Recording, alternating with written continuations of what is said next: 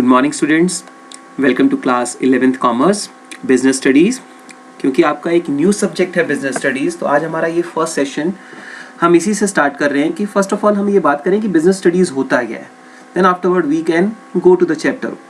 तो business studies means study of business. तो इसका मतलब बिजनेस के बारे में हम इस पूरे बुक में पढ़ने वाले हैं कि बिजनेस क्या है और उसमें क्या क्या फिनोमेना, क्या क्या कॉन्सेप्ट रहेंगे। तो बिफोर स्टडिंग फर्दर, तो सबसे पहले हमें बात करनी होगी कि बिजनेस का बैकग्राउंड क्या रहा, क्या हिस्ट्री रही हमारी बिजनेस की। तो स्टार्ट करते हैं इस सेशन को अपने फर्स्ट चैप्टर से। और first chapter is chapter number 1, evolution and fundamental of business, that is part number 1। Okay, before starting this session, first of all we have to go through the learning outcomes। हमारे इस session के learning outcomes या learning objectives क्या रहेंगे, यानी आप इस session के बाद क्या क्या सीख पाएंगे। तो first learning objective is we are going to acquaint with the history of trade and commerce in India. हम ये जान पाएंगे कि हमारी हिस्ट्री क्या रही ट्रेड और कॉमर्स की इंडिया में। Second one, to discuss the indigenous banking system. Indigenous banking system के बारे में हम डिस्कस करेंगे इस चैप्टर में, इस सेक्शन में in fact. And third one, to describe the role of intermediaries. हमें इंटरमीडिएट्स के बारे में भी जानेंगे कि रोल क्या रहा इंटरमीडिएटरीज का। और फोर्थ वन, हमारे मेजर ट्रेड सेंटर्स क्या थे, इसको भी हम डिस्कस करेंगे। और लास्ट वन जो है हमारा इसका learning outcome, which is to understand how India begins to reindustrialise. तो स्टार्ट करते हैं अपने सेशन को हम। ओके, तो हमारे इस सेशन में हम किस पे इस बात फोकस करने वाले हैं? Section 1, that is history of trade and commerce. Okay, then history of trade and commerce. तो फर्स्ट ऑफ ऑल उसके कुछ मेजर पॉइंट्स को हम डिस्कस कर लेते हैं। Trade and commerce have played a vital role in making India as a major actor in the economic world in ancient times। यानी trade और कॉमर्स ने बहुत इंपॉर्टेंट रोल प्ले किया है कि किस तरीके से हमारी जो इंडियन इकोनॉमी थी वो एक मेजर रोल लेके उभरी, और वो एक इंपॉर्टेंट रोल रखती है आज की डेट में इंडिया किस में? वर्ल्ड इकोनॉमी में। Second one, commercial cities like Harappa and Mohenjo-daro were some of the examples for the business development of ancient India। Okay, तो इसके सबसे बड़े एग्जांपल्स हमें देखने को मिलते हैं कौन सी सिटी, कमर्शियल सिटीज में? हड़प्पा और मोहनजोदारो में, जो बिजनेस डेवलपमेंट में इन्होंने बहुत ज्यादा काम किया। सबसे पहले जो बिजनेस स्टार्ट हुआ वो कौन सी कमर्शियल सिटीज थी? Harappa and Mohenjodaro. Then these civilization had established commercial connections with Mesopotamia and traded in gold। यानी इनका सिविलाइजेशन इतना ज्यादा इक्विप हो चुका था कि इन्होंने ट्रेड करना शुरू कर दिया, इन्होंने कमर्शियल कनेक्शन बना लिया। किसके साथ? मेसोपोटामिया के साथ। मेसोपोटामिया क्या थी? मेसोपोटामिया भी एक सिविलाइजेशन थी जो कि कहां पर किससे रिलेटेड थी? जो इराक, कुवैत, ईरान और सीरिया से रिलेटेड थी। ठीक है, हमारा बेसिक पर्पस क्या था उनके साथ कमर्शियल कनेक्शन करने का? हम बेसिक जो चीज थी हम गोल्ड में ज्यादा डील करते थे। उसके अलावा और भी कुछ ऐसे मेटल्स थे जिसमें हम डील करते थे, जैसे गोल्ड हो गया, सिल्वर हो गए, copper, gemstones, beads, pearls and sea shells, etc. These are some of the items in which we are traded with the Mesopotamian civilization।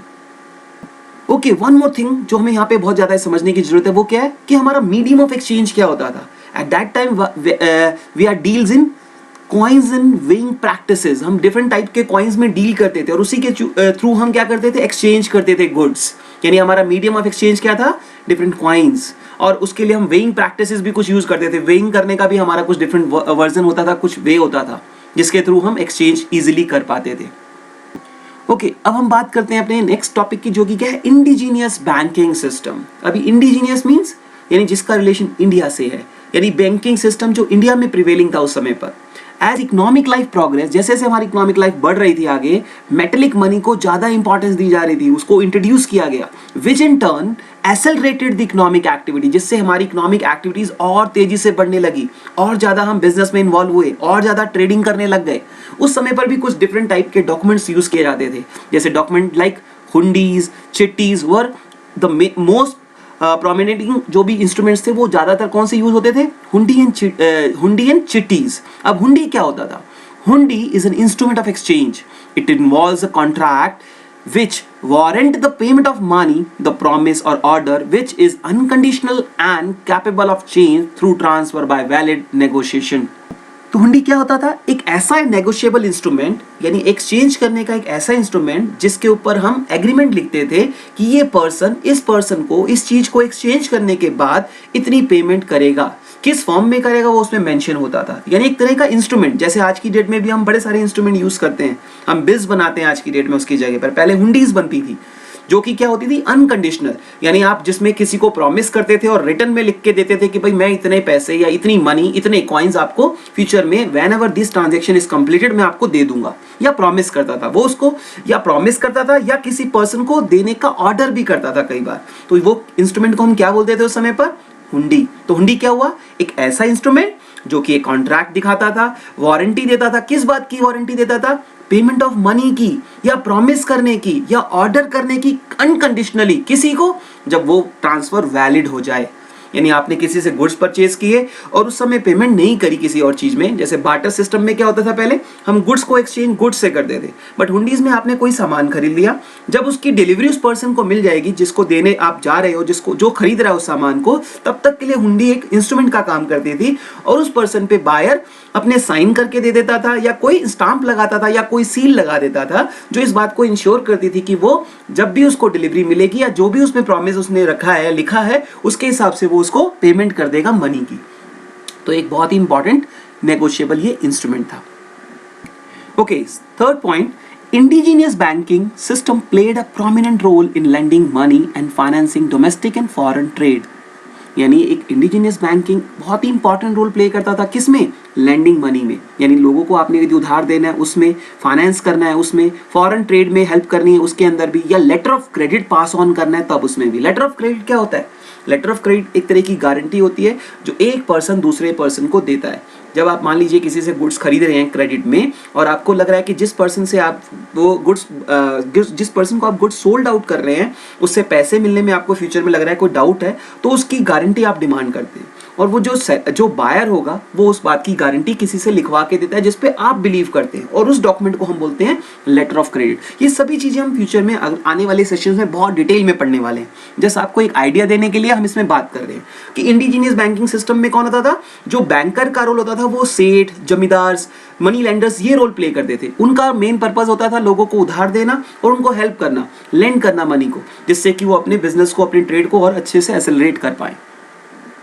Okay, अब हम बात कर रहे हैं कुछ हुंडीज की जो इंडियन मर्चेंट कम्युनिटी उस समय पर यूज करती थी। तो hundis practised by Indian merchant communities, इसको हमने दो मेजर कैटेगरीज में डिवाइड किया है। फर्स्ट कैटेगरी इज दर्शनी, ठीक है, एंड सेकेंड वन इज मुद्दती। फर्स्ट वन इज दर्शनी एंड सेकेंड वन इज मुद्दती। ऐसे ही दर्शनी को फर्दर हम 4 कैटेगरीज में हमने डिवाइड किया। उसका नाम है पहले का धनी जोग, सेकेंड वन इज सहजोग, थर्ड वन इज फिरमेन जोग एंड लास्ट वन देखनहार। तो these are some of the hundis under the category of दर्शनी। तो हम वन बाय वन इनके बारे में पढ़ते हैं। Okay, then first one is धनी जोग, जो कि किस कैटेगरी में आती है, दर्शनी। ये इस तरह की हुंडी होती है। इसके फंक्शंस को पहले एक बार डिस्कस कर लेते हैं तो क्लैरिटी मिल जाएगी हमें कि ये हुंडी क्या काम करती है। धनी जोग, payable to any person, no liability over who received the payment. यानी ये किसी भी पर्सन को दी जा सकती है, उस पर कोई लायबिलिटी क्रिएट नहीं होती है। No liability over who received the payment, तो इससे क्लैरिटी मिली हमें, यानी ये हुंडी किसी भी पर्सन को दी जा सकती है। सेकंड वन, इससे पाने वाले पर्सन को, जिसको पैसे मिलने वाले हैं, जिसको मनी मिलने वाली है, उस पर कोई लायबिलिटी क्रिएट नहीं होती है। No liability over who receive the payment. Okay, किसी को भी दे सकते हैं और उससे कोई लायबिलिटी क्रिएट भी नहीं होती थी। ये कब की बात है, एंशिएंट टाइम की, जब ये हुंडीज को यूज किया जाता था। सेकेंड जो नेम है हुंडी का वो है सहजोग। सहजोग जो हुंडी है वो किस कैटेगरी में आती है, अगेन दर्शनी हुंडी में ही। ये भी किस कैटेगरी की है, दर्शनी हुंडी। ओके, तो इसमें क्या होता है, payable to a specific person, यानी आप किसी स्पेसिफिक पर्सन को ये हुंडी देते हो। Liability over who receive the payment, इसमें एक और बात भी होती है, जो पैसे रिसीव करता है उसकी लायबिलिटी क्रिएट हो जाती है, यानी उसको वापस देना पड़ता है पैसा, यानी इसमें लायबिलिटी क्रिएट होती है। जबकि धनी जोग में लायबिलिटी क्रिएट नहीं थी, वहां पर हमने बोला नो लायबिलिटी, जबकि इसमें बोल रहे हैं लायबिलिटी होती है। तो ध्यान रखना है, सहयोग में क्या होता है, लायबिलिटी क्रिएट होती है और ये किसी स्पेसिफिक पर्सन को ही दी जाती है। ओके, थर्ड कैटेगरी पे आते हैं अब, थर्ड हुंडी पर, फिरमन जोग। फिरमन जोग किस में आती है, again this is a type of दर्शनी हुंडी। ये भी किसको देते हैं, पेबल टू ऑर्डर, यानी जिसमें उस हुंडी में जिसका नाम लिखा होता है उस पर्सन को दी जाती है ये, यानी उस पर्सन का ही राइट होता है उसे रिसीव करने का। ऑर्डर मींस जिसका नाम लिखा गया है, जिसको ऑर्डर किया गया है, उसी को पैसे मिलने वाले हैं। जैसे हुंडी पे लिख दिया pay to mister this and this, mister Verma, mister Rawat, तो आपने ध्यान रखना है उसी पर्सन को वो पैसे मिलने वाले हैं जिसका नाम लिखा होगा, ऑर्डर किया जा रहा है जिसको। ओके, तो ये ऑर्डर पे डिपेंड करती है। नेक्स्ट वन जो है इस कैटेगरी में दर्शनी हुंडी में, जो नेम नेक्स्ट हुंडी जो है वो है देखनहार। देखनहार कौन सी होती है? पेबल टू द प्रेजेंटेड और बियरर, यानी जिस पर्सन के पास वो हुंडी एट प्रेजेंट होगी पैसा उसको मिल जाएगा। जैसे मान लीजिए मेरे पास हुंडी पड़ी है एक, और उसमें लिखा हुआ है कि मुझे ये पैसे इस पर्सन से लेने हैं, तो मैं लेने चले जाऊंगा या किसी और को भी दे दूंगा, तो जो भी हुंडी लेके जाएगा वो वाली, यानी वो जो इंस्ट्रूमेंट लेके जाएगा उसे वो थर्ड पर्सन जिसने पैसे देने वो दे देगा। तो हुंडी का मतलब समझ में आ रहा है सबको? आपको एक ऐसा इंस्ट्रूमेंट जिसमें हम पेमेंट की बात कर रहे हैं, तो इसमें पेमेंट की बात का क्लैरिटी कैसे मिल रही है आपको? देखिए यहां पर मान लीजिए एक पर्सन का नाम है एक्स। अब एक्स के पास यदि वो हुंडी अवेलेबल है और वो हुंडी का टाइप कौन सा है? देखनहार। तो देखनहार यदि हुंडी किसी के पास है तो जो भी हुंडी लेके जाएगा, मान लीजिए वाई नाम का पर्सन है, उसने फाइनली पेमेंट करनी है। किसने पेमेंट करनी है? वाई नाम के पर्सन ने। और एक्स के पास वो हुंडी अवेलेबल है, ठीक है। तो एक्स के पास यदि वो हुंडी जो अवेलेबल है वो देखनहार वाली है, तो वो यदि वाई के पास लेके जाएगा पेमेंट के लिए, तो वाई को एक्स को पैसे देने होंगे। तो ध्यान रखना, पैसे किसको मिलते हैं? जो उसको होल्ड करके बैठा होता है हुंडी को, जिसके पास वो हुंडी एक्चुअली होती है उस समय पर। जबकि इससे पिछले वाले में, फिरमन जोग में, जिस पर्सन का नाम लिखा होता है हुंडी पर उस पर्सन को पैसे मिलते हैं। तो हुंडी एक तरह का क्या हो गया? एक तरह का पत्र हो गया। मान लीजिए जैसे आज की डेट में हम पेपर बनाते हैं, उस समय पर पत्र बनता था। एक आपने देखा होगा रॉड लगी होती है दोनों तरफ से, वुडन रॉड, और बीच में एक कपड़ा लगा होता था, उस पर हम लिख देते थे। बाद में इसके लिए पेपर भी यूज करने लग गए हम, और उस पर कलम से लिखते थे हुंडी से, उसको हुंडी बोलते थे। तो एक तरह का नेगोशिएबल इंस्ट्रूमेंट है। ऑर्डर के थ्रू जाएंगे तो फिर मनजोग कहलाएगा। जिसके पास वो हुंडी अवेलेबल है उसको पैसे मिलेंगे तो उसको हम देखनहार बोलेंगे। क्लियर है ये बात ना? और इससे पिछले वाली में मैंने बोला था payable to a specific person, order में था। जैसे मान लीजिए मैंने बोला कि भाई इस पर्सन को दे देंगे, उस पर्सन को दे देंगे, तो यहां पर payable to a specific person, उस पर्सन का नाम ही लिख देंगे हम। अब दोनों में फर्क क्या है? Payable to a specific person जो सहयोग में था, मान लीजिए हुंडी पे आपने मेंशन कर दिया pay to mister this and this, mister X, तो यहां पर मिस्टर एक्स को पैसे मिलने वाले हैं। और पेबल टू ऑर्डर, ऑर्डर का मतलब यहां पर हो गया कि यहां पर x जिसको बोलेगा आप उसको पैसे देंगे। यानी x ने बोला कि भैया आप z को पेमेंट कर दो, तो आपको z को देने पड़ेंगे। तो यहां पर फिरमन जोग में क्या होता है? यानी जो पर्सन का नाम वहां लिखा होता है वो ऑर्डर करेगा पेमेंट करने के लिए। जैसे x का नाम लिखा है और वो पेबल टू ऑर्डर है, तो x जिसको भी बोलेगा पेमेंट करने के लिए कि आप Z को पेमेंट कर दीजिए, तो Y को वो पैसे Z को देने पड़ेंगे। मैं यहां पर बार बार बता रहा हूं, मान लीजिए X नाम का जो पर्सन है उसे पैसे लेने हैं और Y नाम का जो पर्सन है उसे पैसे देने हैं। ये ध्यान रखना, दोबारा से रिपीट कर रहा हूं। X नाम का पर्सन है, उसे वो पेमेंट रिसीव करनी है, और Y नाम का जो पर्सन है उसे वो पैसे देने हैं। अब कैसे क्लैरिटी आएगी? यानी पहले केस में धनी जोग में हम पेबल टू एनी पर्सन, किसी को भी दे सकते हैं, उससे लायबिलिटी क्रिएट नहीं होगी। सेकंड वन में हम स्पेसिफिक पर्सन को देंगे जिसका नाम लिखा होगा उसके ऊपर। अगेन थर्ड में हम मेंशन कर देंगे कि भाई एक्स जिसका नाम भी बोलेगा हम उसको पेमेंट कर देंगे। एक्स यदि जेड का नाम बोल रहा है तो जेड को दे देंगे, पी का नाम बोल रहा है तो पी को दे देंगे। बट ये पैसे देने कौन वाला है? ऑलवेज वाई हैव टू पे, क्योंकि वाई के नाम पे वो हुंडी बनी हुई है। Why is the drawee of that hundi. Drawee means जिसको पैसे फाइनली देने हैं। तो वाई हर केस में क्या होगा? पेमेंट करने वाला पर्सन। ओके, जबकि रिसीविंग एंड पे कोई भी हो सकता है, वो डिपेंड करता है वो हुंडी किस टाइप की है, वो ऑर्डर वाली है, वो बेयरर वाली है। ऑर्डर वाली है तो एक्स जिसको बोलेगा उसको देने पड़ेंगे पैसे। यदि बेयरर वाली है तो जो हुंडी जिसके पास भी उस समय पर होगी वाई को पेमेंट उसको देनी पड़ेगी। अब नेक्स्ट कैटेगरी पे आते हैं। नेक्स्ट इज अगेन धनी जोग। किस कैटेगरी में? ये मुद्दती। इसमें मुद्दती का मतलब है यहां पर एक टाइम पीरियड दिया जाएगा। मुद्दत मतलब आपने पहले वर्ड सुना भी होगा, मुद्दत का मतलब टाइम होता है, time, tenure, period. Payable to any person, यहां पर भी वही बात रहेगी जैसे हमने यहां पढ़ी थी। नो लायबिलिटी, यहां पर भी वही बात है। और who receive the payment, but एक बात क्या है? But payment over a fix term. यहां पर इंपॉर्टेंट पॉइंट क्या है कि आपने एक मुद्दत यानी एक टाइम पीरियड दिया है, आपको उस समय के अंदर अंदर पैसे देने हैं। यानी एक्स को यदि पैसे मिलने हैं और वाई को यदि देने हैं तो उस हुंडी में वो टाइम पीरियड लिखा होगा कि भैया 1 महीने बाद दे देंगे पैसे या 2 महीने बाद दे देंगे पैसे। जो टाइम फ्रेम दिया गया उस टाइम फ्रेम के अंदर वाई को एक्स को पेमेंट करनी होगी। इसी वजह से इसको हम क्या बोलते हैं, किस कैटेगरी में रखते हैं? मुद्दती। तो सभी में मुद्दती रखा गया है। इसका मतलब यह है कि इसके लिए कोई टाइम फ्रेम दिया गया होगा। दर्शनी का मतलब जैसे ही लेके जाओगे आप हुंडी उसी समय पैसे देने पड़ेंगे, यहां टाइम फ्रेम नहीं है। यानी इन चारों केसेस में कोई टाइम फ्रेम नहीं है, जबकि मुद्दती में आपको टाइम फ्रेम दिया जा रहा है। Is it clear? तो सेकेंड कैटेगरी में आते हैं हम इसके। अब सेकेंड वन इज फिरमनजोग। फिरमनजोग मुद्दती कैटेगरी में जो आता है।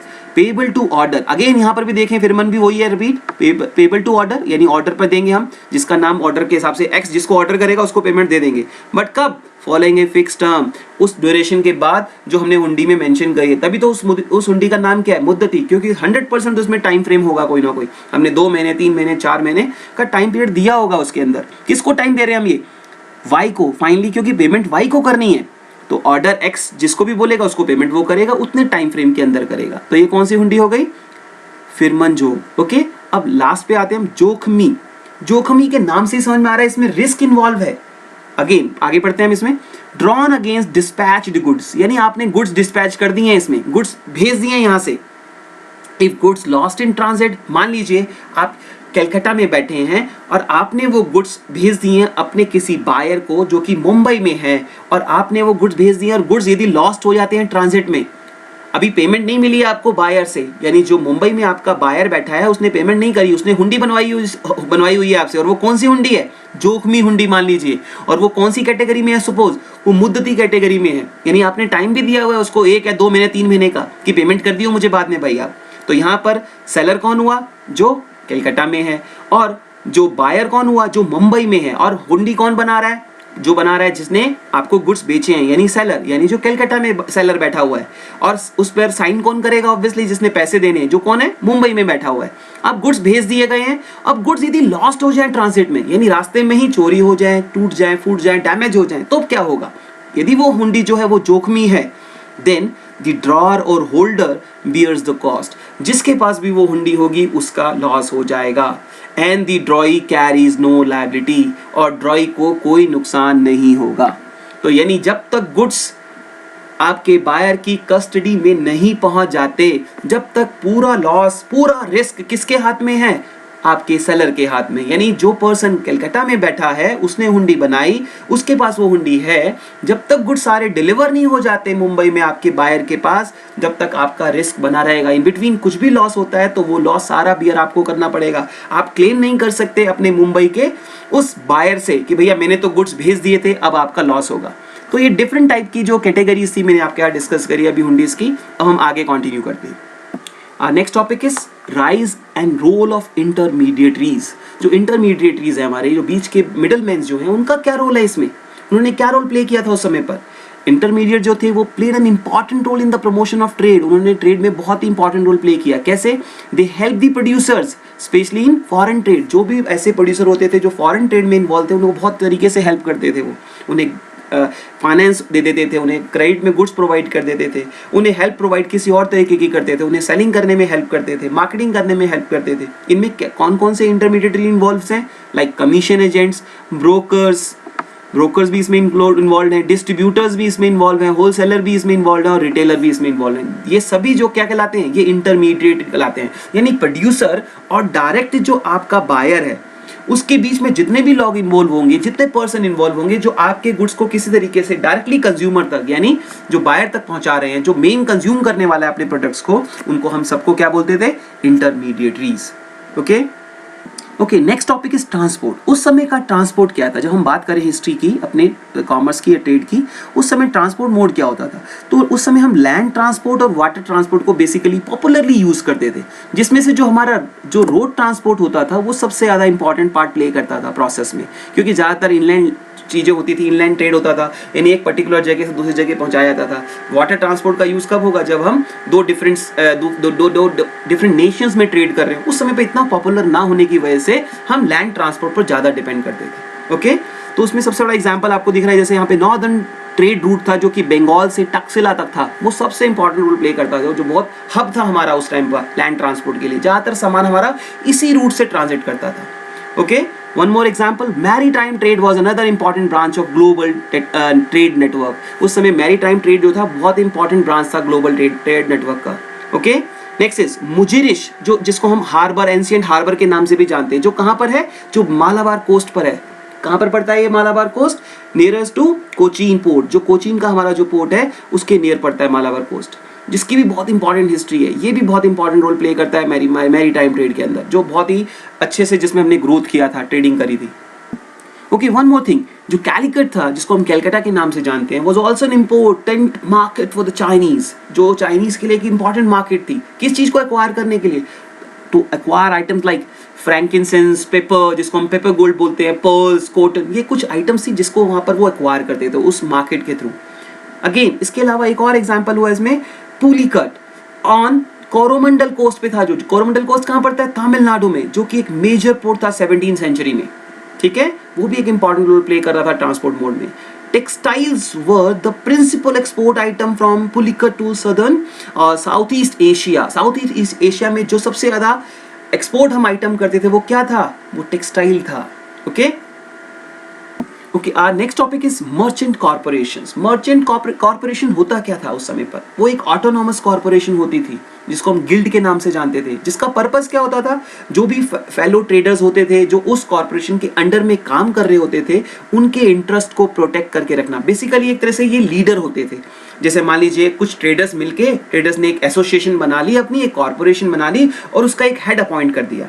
ठीक है, उस पूरे ग्रुप को हम क्या बोलते थे? Merchant corporation. जो उसका हेड होता था, जिसको हम चीफ के नाम से बुलाते थे, वो पूरे के पूरे अपने रूल्स बनाते थे, कोड ऑफ कंडक्ट बनाते थे मिलके, जिसके हिसाब से पूरा का पूरा ये प्रोसीजर फॉलो अप होता था। यानी लोगों से या जो भी ट्रेडर्स होते थे उनसे टैक्स वसूला जाता था और उसको बाद में सबमिट किया जाता था।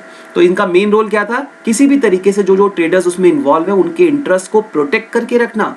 ठीक है, यहाँ तक कि जो रूल्स और जो कोड ऑफ कंडक्ट ये बनाते थे वो वहाँ के किंग्स जो होते थे उनको भी एक्सेप्ट करने पड़ते थे और उनको वो एक्सेप्ट करके साथ साथ उसका रेस्पेक्ट भी करते थे। Second point is the guild chief. जो इसका चीफ होता था directly deal with the king और टैक्स कलेक्टर्स। वो डील भी किसके साथ करते थे? डायरेक्ट किंग के साथ डील करते थे, या जो टैक्स कलेक्टर थे उनके किंग्स के, उनके साथ वो डील करते थे। और जो भी मार्केट का जो टोल वो कलेक्ट करके बैठे होते थे वो उनके साथ सेटल करते थे फिक्स सम ऑफ मनी के साथ। उनका रोल क्या होता था? मान लीजिए जितने भी ट्रेडर्स होते थे जो उस पर्टिकुलर एरिया में डील कर रहे होते थे उनसे टैक्स कलेक्ट करना और उसका कुछ हिस्सा एज अ टैक्स वो किसको सबमिट कर देते थे?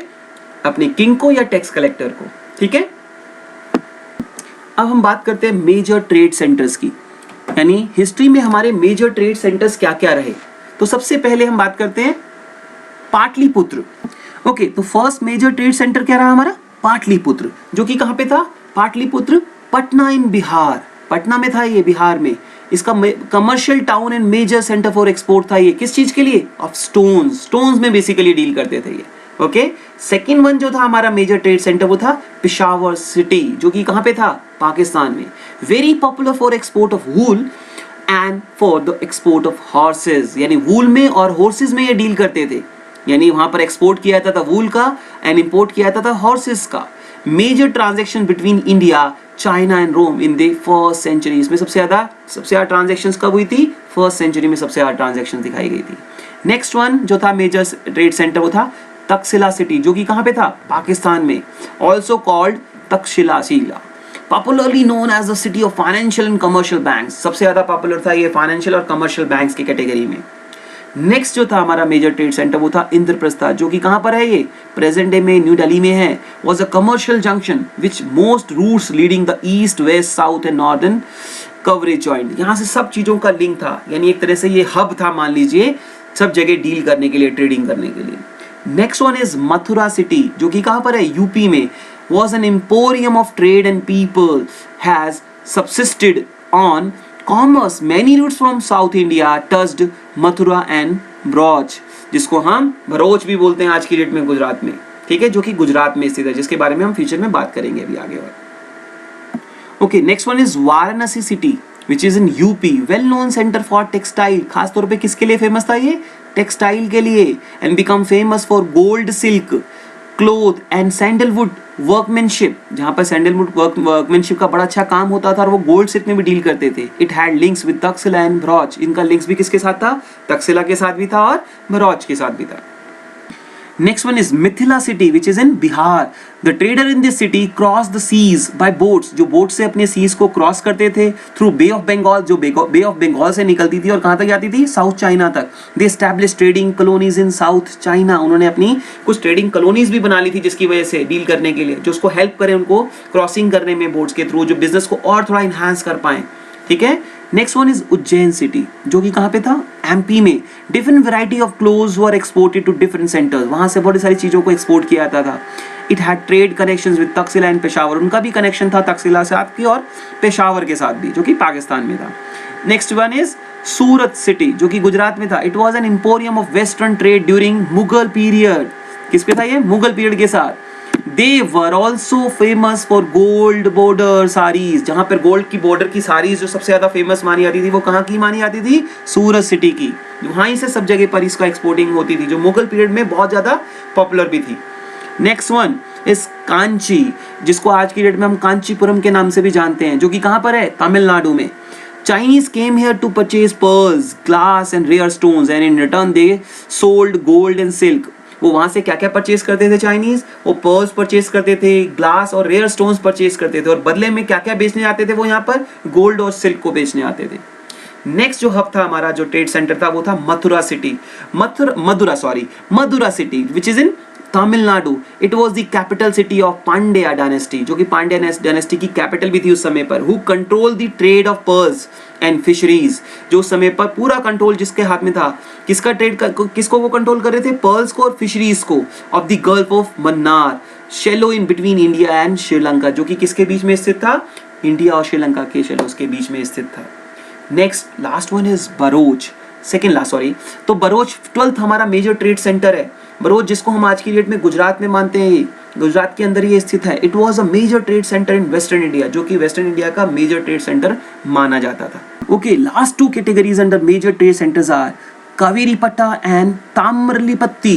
तो पहले हम बात करते हैं कावेरीपट्टा, जिसको आज की डेट में हम कावेरीपट्टनम के नाम से भी जानते हैं, जो कि कहाँ पर है, तमिलनाडु में। It was scientifically and its construction as a city and provided loading, unloading and strong facilities of merchandise. यहाँ पर बहुत सारी फैसिलिटीज थी कि सामान को आसानी से उतारा और चढ़ाया जा सकता था, इसलिए जब भी कोई बल्कि सामान होता था वो इसी रूट के थ्रू चेंज करते थे। It was also famous for perfumes, cosmetics, scent, silk, wool, cotton and also for ship building, ship को बनाने में भी काम आता था। यहाँ पर क्या क्या चीजें डील करते थे, किस चीज के लिए फेमस था ये, परफ्यूम्स के लिए, कॉस्मेटिक्स के लिए, सेंट्स के लिए, सिल्क और वूल और कॉटन के लिए भी, और बेसिकली शिप्स को भी बनाया जाता था। मैंने बताया जैसे कि यहाँ पर लोडिंग और अनलोडिंग स्ट्रॉन्ग फैसिलिटीज थी, इसलिए ज़्यादातर हम कावेरीपट्टा को भी यूज़ करते थे मेजर ट्रेड के लिए।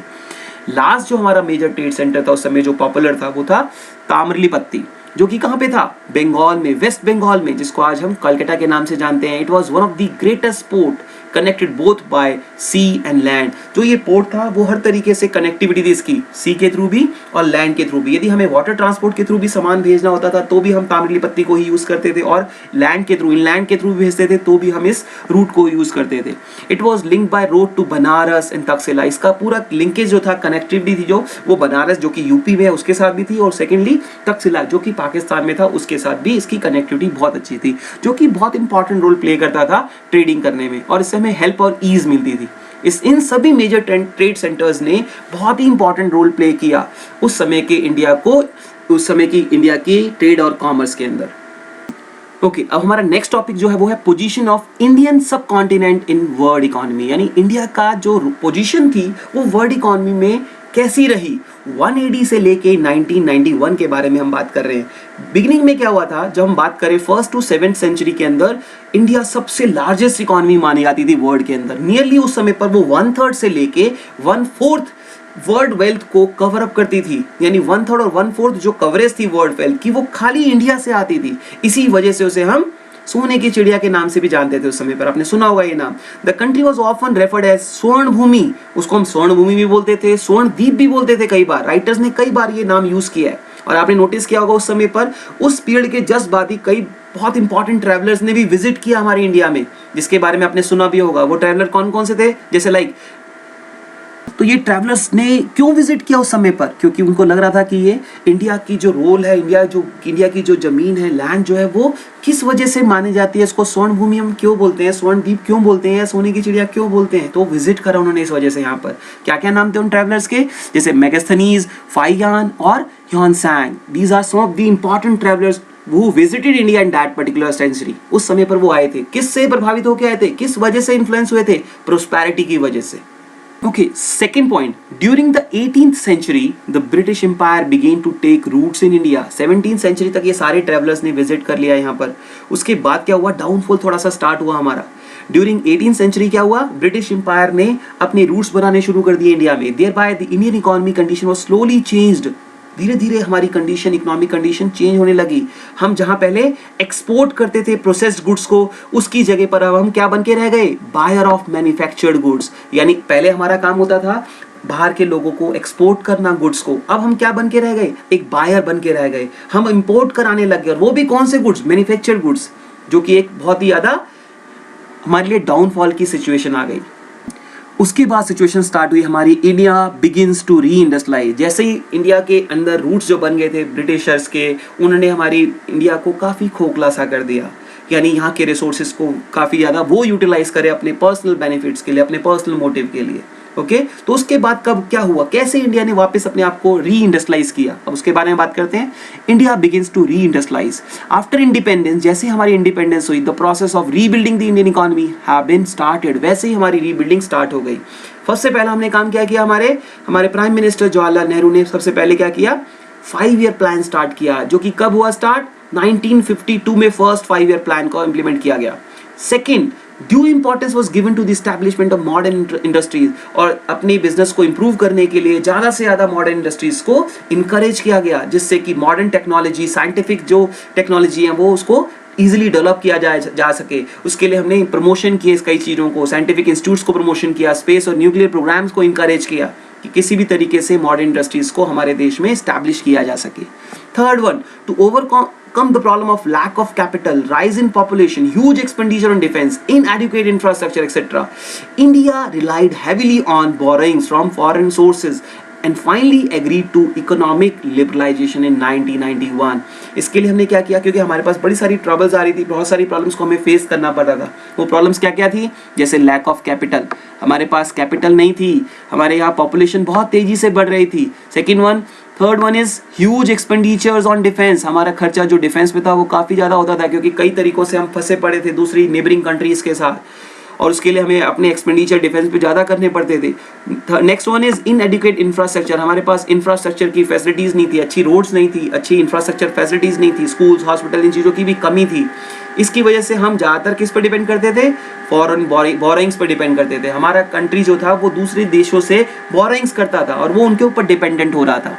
अब उससे अपने आप को बाहर निकालने के लिए हमने किस चीज़ को चुना, इकोनॉमिक लिबरलाइजेशन को चुना, कि हम अपने ही देश में ये सब चीज़ों को और अच्छे से इन्हांस करेंगे और अच्छे से मैनेज करेंगे, जिससे कि हमारी डिपेंडेंसी जो थी वो दूसरी कंट्रीज पे कम से कम हो जाए और हम सेल्फ रिलायंट बन जाए. Next one, fourth point is the Indian economy is one of the fastest growing economy in the world today. The high growth sector have been identified which are likely to grow at a rapid pace. आज की date में हम बात करें तो Indian economy जो है वो सबसे फास्टेस्ट ग्रोइंग इकोनॉमी बन गई है आज की डेट में इंडिया की. और हम इसमें ये भी ध्यान रख रहे हैं कि जो सेक्टर हमारे यहाँ पहले हमने आइडेंटिफाई कर लिया उन सेक्टर्स को जो बहुत तेजी से बढ़ रहा है, और उनको प्रमोट करने के लिए हमने डिफरेंट टाइप के उनके सामने क्या नाम है अट्रैक्शंस रख दिए, उनको टैक्स में रिबेट देनी शुरू कर दी, जिससे और भी अच्छी से रैपिड से वो ग्रोथ से उनकी इन्हांसमेंट हो जाए और वो और अच्छे से बढ़ पाए आगे. लास्ट पॉइंट जो हमारा वो है recent initiative of the government of India such as make in India, skill India, digital India. ये सब जो पॉलिसी लेके आया हमारा Indian government, foreign trade policy थी जो 2015 यानी 2015 से लेकर 2020 में हमारे यहाँ पे इम्प्लीमेंट हुई. It is expected to help the economies in terms of export and imports and trade balance. इससे कहीं ना कहीं हमारी कंट्रीज़ के जितने भी बिजनेस हाउसेज थे उनकी एक्सपोर्ट और इम्पोर्ट पे बहुत ही ज़्यादा फर्क पड़ा. हमारे एक्सपोर्ट्स बहुत ज़्यादा इंक्रीज हो पाए और हमने कम से कम इम्पोर्ट करा. और बेसिकली इम्पोर्ट भी हम किन चीज़ों का कर रहे थे, उन चीज़ों का जो हमें नेक्स्ट फर्दर प्रोडक्शन में काम आने के लिए हेल्प कर पाए. यानी export of readymade goods and services at the same time import of manufactured item means capital goods, जिसकी हेल्प से हम और फर्दर प्रोडक्शन कर पाए और ट्रेड को बैलेंस कर पाए. जहां पर हमारा जो बैलेंस ऑफ ट्रेड था वो पहले नेगेटिव रहता था, मींस हम कम एक्सपोर्ट करते थे और ज़्यादा से ज़्यादा एक्सपोर्ट करते थे, जिसकी वजह से हमें हमारी जो बोरिंग्स थी वो बढ़ती जा रही थी. उसको बैलेंस करने में इसने बहुत ही इंपॉर्टेंट रोल प्ले करा. ओके तो इस सेशन में भी हमने बात की किस तरीके से री इंडस्ट्रियलाइज किया इंडिया ने अपने आप को आफ्टर द इंडिपेंडेंस। तो आज के इस पूरे सेशन में हमने बहुत सारे टॉपिक डिस्कस करे जो कि किससे रिलेटेड थे, history of trade and commerce से। तो मैं होप कर रहा हूँ आपको आज की क्लास बहुत अच्छी लगी होगी और आपने उसको अच्छे से समझ भी लिया होगा।